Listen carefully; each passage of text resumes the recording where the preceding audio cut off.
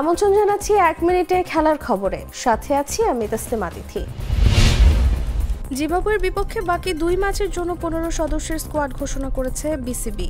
দলে ফিরেছে সৌম্য সরকার, সাকিব আল হাসান ও মুস্তাফিজুর রহমান। বাদ পড়েছেন পেসার শরীফুল ইসলাম, পারভেজ হোসেন ইমন ও আফিফ হোসেন।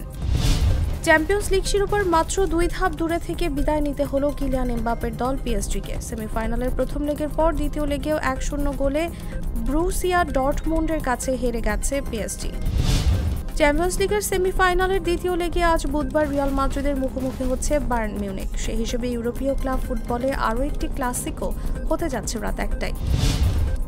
3 ম্যাচে 127 রান করে এখন জিম্বাবুয়ে সিরিজের সর্বোচ্চ রান সংগ্রাহক তাওহিদ হৃদয়। ফলে আইসিসির র্যাঙ্কিংয়েও বড় ধরনের অগ্রগতি হয়েছে এই ডানহাতি ব্যাটারের। 26 ধাপ অগ্রগতিতে প্রথমবারের মতো সেরা 100 ব্যাটারের তালিকায় জায়গা করে নিয়েছেন হৃদয়। 6 ধাপ এগিয়েছেন তাসকিন আহমেদ, রিয়াদ এগিয়েছেন 2 ধাপ। এখানেই শেষ করছি 1 মিনিটের খেলার খবর।